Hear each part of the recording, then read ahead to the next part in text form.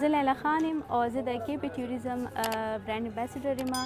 نن چې کومه غونډه جوړه شوې ده د دې مقصد دا دی چې موږ خلکو ته وښایو چې کې پی کې پېښور کې نن سبا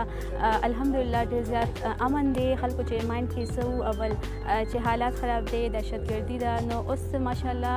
د دې مقصد دا دی چې موږ خلکو ته وښایو چې پېښور څومره پور امن دی. نن موږ سټارټ اغوستی او میوزیم نه عجایبګر چې کوم دی د پېښور نو هلته لاړو او دې نه علاوه ګورګټري ته لاړو، هلته هم موږ ډېر زیات انجوای کوو. داسې مطلب ښه نور هم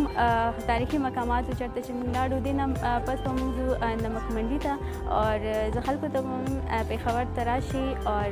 د دې ځای کوم تاریخي مقامات دي او ښایسته خوراکونه دي هغه انجوای کړي. زه شازمه حلیم یم او پېښور نه بلکې صوابۍ نه تعلق ساتم. پېښور دومره زیاته ښکلې علاقه ده او نن چې د هغې د دې ښار د کتو موقع میلاو شوې ده نو زما په خیال چې د هر یو څومره هم موږ سره په دې ټور کې شامل دي د هغوی په مخونو باندې یو ښکلا ده. موږ لا زموږ سټوډنټس لا زموږ نوې زلبي چې کوم دي هغوی له پیغلو له هغوی له پکار دي چې موږ نن خپل تاریخ یاد وساتو، وګورو چې زموږ په دې ښار کې دا ښکلا په څه ده. دا ښکلا هم د دغې ځایونو ده د کوم چې حفاظت کیږي او د حکومت ډېر ښکلی سټیپ دی، ډېر مزیدار سټیپ دی د حکومت چې هغوی ډېر زیات ښه اوچت کړی دی. خاص کر د پښتنو دپاره اکټیویټیز ډېر زیات کم کیږي نو پکار ده چې زموږ پښتانه هم په داسې ځایونو کې انوالو شي نو ښه به یې لږ د هغوی هغه ذهنونه چې کوم دي هغه به لږ نور هم کولاو شي. دا چونکې د جنګ ځپلي خلک دي، دلته همیشه جنګ شوی دی، دلته همیشه مطلب داسې خلک راغلي دي چې هغه خلک صرف په یو کیپسول کې یا په یو زه به ووایم چې هغې کې لوی شوي دي نو هغوی همیشه د بل جنګ راوړی دی او هغوی د هغوی د پاسه مسلط شوی دی نو داسې ښکلي ښکلي پروګرامونه کېږي نه د هغوی دا ذهن چې کوي دا به مې لږ ښه اراده شي. زما نامه سلمه جهانګیر ده او زما تعلق پېښور سره دی او زه په پېښور کې پیدا شوې یم او لویه شوې یم خو نن د کلچر ډپارټمنټ په ذریعه موږ پېښور سیل له راوتي وو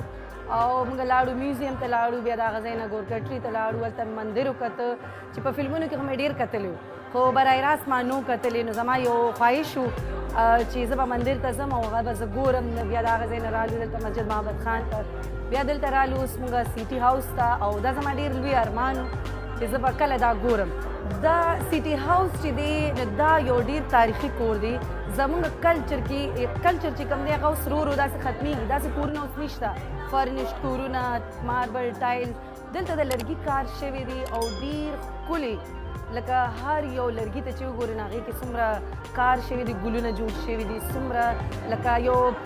چې دا چا جوړ کړی دی څومره محنت یې ورسره کړی دی په یو یو شیز باندې او ډېر ښکلی کور دی او دا کلچر ورو ورو ختمیږي خو موږ غواړو چې ختم نه شي. دا زموږ د پېښور ښکلا ده. DG culture and tourism authority है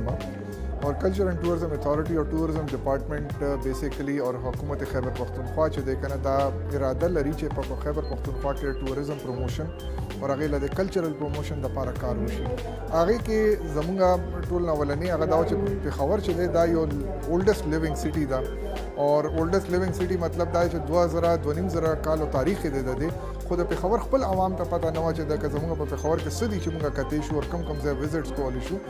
नागा मुंगा यो पैकेज शांति जोड़ कोड़ो दा पैकेज मुंगा उस्ते चला पे यो गो के पे यो तरतीब सरा मुंगा पेशावर खपल खल को तो वो खयो गट मकसद दे दा चे मुंगा Khyber Pakhtunkhwa as a whole चे दे कने tourism destination as a brand चे दे कने इंट्रोड्यूस को चे खलक राशि और टूरिज्म प्रमोशन का और मुंगा सब